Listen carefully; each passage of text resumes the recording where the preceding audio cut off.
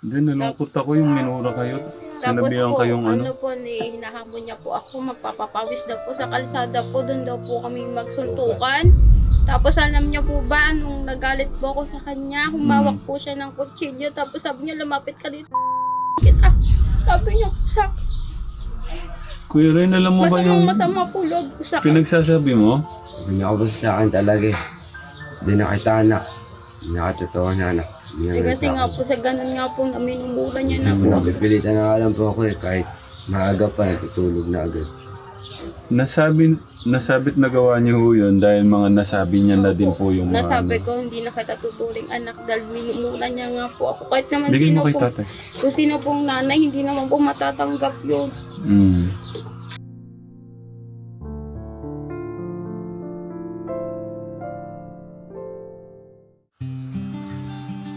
Morning po. Morning. Kumusta? Ay, umuubo. God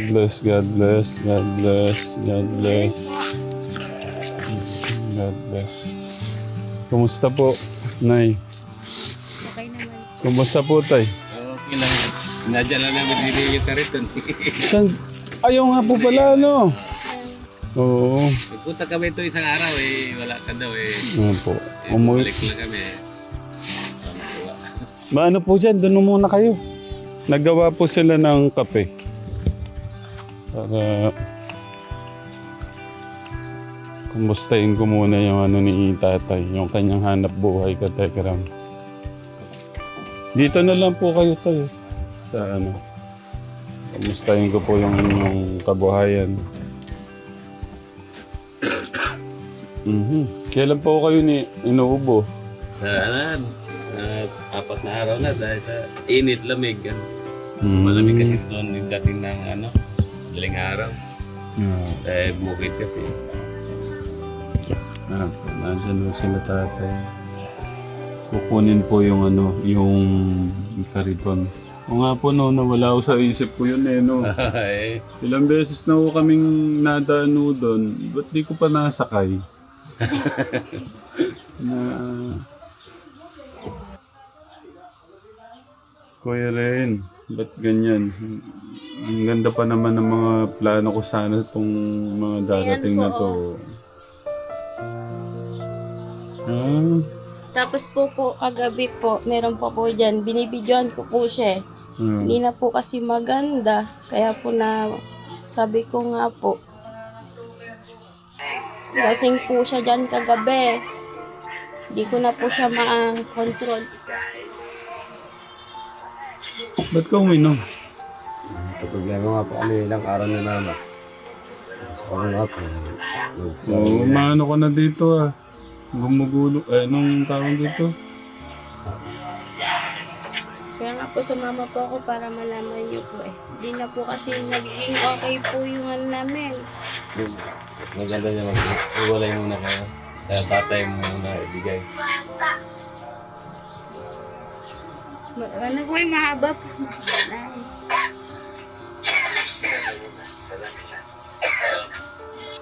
Ba't gano'n? Lasing na lasing po siya. Ba't kailan ka pa natutong mag-ganyan? Po. So, ganun po talaga. Dahil nagkapagaya nga kami ng mama. Hindi, kailan ka pa natutong uminom? Mula nung ano po. Lumipat po kami. Nung nandun pa po kami sa tinirahan po namin doon, minum na po yan, sinusundo po niya. Ngayon po, naulit lang po nung nandyan na kami. Nakikisali siya kahit ayaw naman siya isali. Ayaw siyang isali sa inom nga. Nakikiano siya. Nagagalit po ako. Ayaw din niya po ako pinakikinggan. Kaya nga po binidyohan ko at kinuhanan ko para na makita nyo nga. Tapos po nung isang araw po, masama po loob ko sa kanya. Alam niyo po ba, sabi po sa akin po, sabi niya po sa akin, tapos sabi niya daw ako, tapos wala daw po akong pinag-aralan. Masama po loob ko po sa kanya. Naiyak po ako sa asawa ko na ginanon ako. Sabi niya sa akin yun kasi Sabi nga po minura niya po ako, sabi niya pa sasabihin niya daw po ito nga. kasi nga po minumura na po ako eh. Lasing mo siya nung time na yun? Hindi po, matino po siya. matino po siya noon, nung araw po na. Ba't, Hindi po siya napapagsabihan po. ba't ganun? Opo, tay, sige po. Ano? Kung kagabi yan, ang inuman sila, yung lasing kagabi. May nag-inuman sila sa bahay namin, kisalit sa inom. Hindi na po siya nakikinig. Nasaway nga wag sa inom, hindi sila paano. Tapos po, ito na nga po, gusto ko nga po na ibalik na lang sa San Martin. Doon nga po sa pinanggalingan niya. Kaya lang po, tinawagan ko po yung kinuhanan ko doon sa DRT, sa may Angat. Hindi na nga daw po may sa uli at may ginawa daw po siyang kalokohan. Kasi nga po, gusto ko nga pong ibalik na lang kasi nga po, ganito na nga po nangyayari, matigas na po ulo.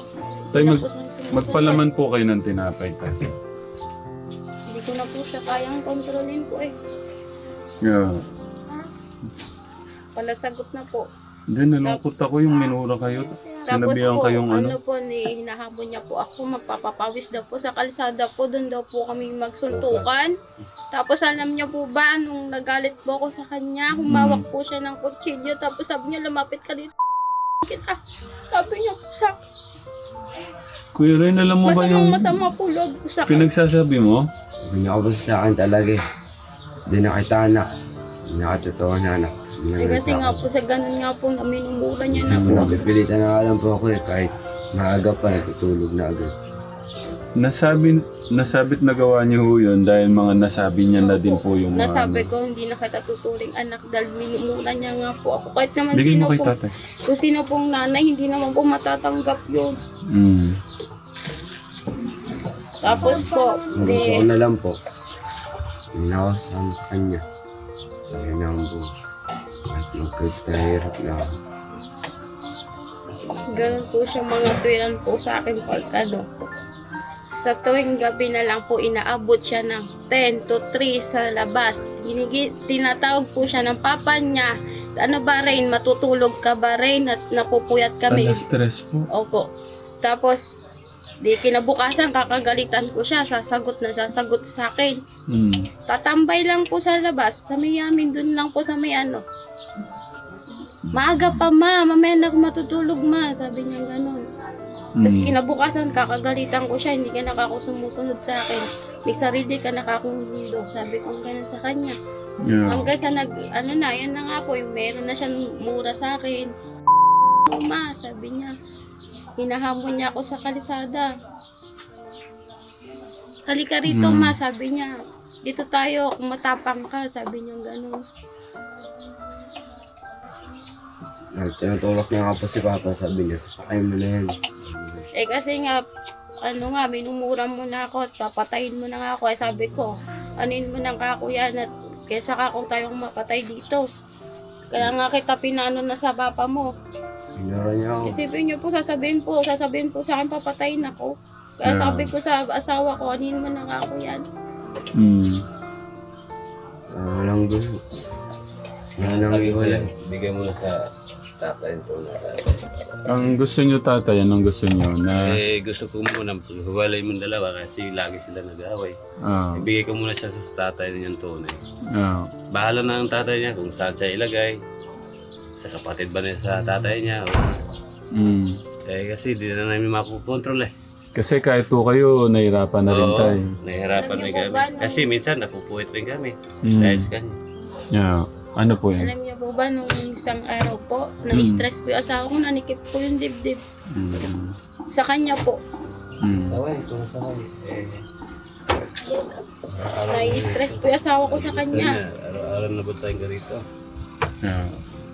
Nahiya na nga po ako doon. Abot-abot ang mura niya sa akin. Pag pinangaralan ko lang po galit na po siya. Yeah. Hindi na nga po ako kumikip po eh. Hindi na po kasi tama yung ginagawa niya po Tapos po malaman-laman ko po doon sa kapitbahay ko kasi nga po may tindahan. Di po namin alam mag-asawa, nagkakaroon siya ng utang. Puro chichirya. Hindi niya po sa amin sinasabi. Sana man ka ako, sinabi mo sa akin na nangungutang ka. Gutom po talaga. Kaya umuha ng mga biskuit. Nayaan naman ako humingi lagi kay mama. Tapos nung sinita ko po, sabi niya po, Hindi man daw siya nagkakaroon ng pera sa amin. Eh, nung kailan lang po, binibigyan ko siya 50, 100. Pang bili-bili lang ba ng ano Kung niya. ano po ang gusto niyo Oo. bilhin. Hindi na po umuwi sa kanya. Mutan na lang ako. Hindi ka na sabi sa kanya. Hindi ko magagalit siya. Kung hiwalay na lang ako. Ang problema. Kaya pagkapatuloy ko pag-aaral kapag umuwi ako sa kanya. Hindi niyo na makontrol. Pati ho yung paninigarilyo, naninigarilyo na rin ho Opo. pala, no? Sabi ko sa kanya, natalo mo pa ako. Oo. Sa tingin ko, mali, ay, ang ganda pa naman ng, may gusto pa namang si Tito Romy Tablea sa'yo. Tsaka si Tita. Ako lang po yun, tay. Para rin po sa akin. Ihiwalay na rin po ako. Okay lang naman po sa akin kung magkakasama kami. Kaya nga lang po yung maririnig ko sa kanya, mumurahin niya ako. Masakit po sa akin yun eh. Hindi, tsaka sabihan po kayo din ng Kaya nga po, yung sinabi nyo kanina. narinig po ng mga kamag-anak ng asawa ko, syempre nakakaya po. Kasi ang ano eh. Kaya nga nasasabi ko sa kanya, Nanay pasabog. mo yan. Oo. Eh, kayo na rin mahiya yan. Nanay mong nakalaban. Tama, tay. Tsaka, mama mo yan, kuya. Nagkagaling, Wala po hindi siyang yung nanay. Hindi ka ganyang tao. Kasi nga ako, sinabi ko na problema ko. Ako ay nailabas. Ano kung nalasing ako pero naramdaman ko yung mga sinasabi ko. Pero yun ba hindi ko naramdaman. Nilabas ko yung problema ko. Kaya pahingin tulo-talo ako nila eh. Iiwalay na lang ako. Pagpapatuloy ko pag-aaral ko pa rin. Para wala pong problema. Kasi sa totoo lang po, hindi na po siya tatanggapin San Martin. Kausap ko na po. Nakiusap na Kasi po nga ako daw din eh. po yung ginawa niyang ano po. Ano po ba yun? Ano po, pinaalam ko rin po doon sa dati kong asawa. Kasi kailangan nyo pong malaman no? Pinaalam ko po. Kaya kahit wala na pong tumanggap sa akin. Kaya naman baguhin mo yan. Kung baguhin mo talaga yan. Tama Hindi si po kasi- tatay. Pangatlong best niya po ginagawa na kasi po sa akin eh. Kaya sumusuko na rin po Hintay na ako. po yun. Di naman po ako kami po. Binalabag niya po kung ulis ting lahat to. Eh, kasi Sa nga, pagkainan, di na po kami nga kubo. Masama po. Sige po, ayan muna natin siya magpaliwanag. Ano yun, kuya? Mula nung binalabag niya ulis ting pag sa pagkainan, minsan diniliwaraan niya po rin po ako. Di na nga po kayo mo pag pagkainan. Masama yung pag nalapagkainan nag-aaw. Tapos binalabag niya pa rin lahat ng sumunod na araw. Tinanggap ko yun. Sabi ko, aalis na lang ako. Kasi gamit ko, tinapon niya. Mali nga kasi yung Ayun, mura-murahin mo sabi ko, ko rin. Tapos pinatabi niya ako. Ito na magpatid sa papa mo. Maayos ka na. Kasi nga po, abot-abot ang mura sa akin. Kasi nahamon niya ako suntukan, papatayin daw niya po ako. Kaya nasabi ko, lumayas ka na at huwag ka na magpatid sa tatay mo. Sa papa mo, sabi ko gano'n sa kanya. Kasi hindi niya na po ako nire-respeto talaga. Kung wala na tatanggap sa akin, gusto ko, walay na lang ako. Pero, pangako sa sarili ko po. Iangat ko sa hirap yung sarili ko. Kahit wala na tumanggap sa akin. Mas maano pa nga po yung utak ng dalawa ko. Natin yung utak ng dalawa ko. Mas ano pa sa kaesa po. Aminin ko sa ima. Kung nipagkasabi sa akin yun, di ko lang kaidibo eh. Yung mas kuya ko sa kanila eh. Kasi nga, Minumura nila ako. Nagkatagal pa rin kasi mas kuya ko, hindi mo na lang. Nagbe-bad finger ako, pinagumura ako, saraulo daw ako. Baliw. Kasi nga po, umurahin niya po ako na ano sila. Pero nung una, sinabi na talaga ako nila. Kahit anong may mga kapitbahay natin doon, ma. Tanggap ko yun. Tapos pagpakamatay na nga ako eh. Hindi, ang akin lang po, iwasan niya yung murahin po ako sa harap ng mga tao. Yun lang naman. Okay lang po mag-asama kami. Kaya lang po siya, talaga po sa totoo lang pala sagot siya. Pagka pinangaralan mo, ayaw niyang makinig. Sisigawan niya ako agad hanggang sa bumurahin niya na ako. Yun. Utusan ko po siya, halimbawa po, Rain, pakisuyo. Ayaw niya. Ayaw niya. Hindi niya agad ako sinusunod. Marami pa siyang sinasabi sa akin. Ayan mo na nga ako, Rain. Sabi ko gano'n. Hanggang sa haba na ng haba. Siyempre, nanay po ako. Nasasaktan ako minsan pagsasabihan niya kung ano-ano. Yeah po. Sabi niya nga po, matigas sa puso ko. Kahit magpakamatay ka, okay na sa akin. Matigas sa puso ko. Sabi niya gano'n. Piling ko nasa lower point ako ng buhay ko ngayon. Hindi ko nang tatanggap sa akin. Kaya kahit okay lang, layasan ako nila mama. Kasi sabi niya, matigas puso niya, hindi niya nararamdaman kahit nagpakamatay ako.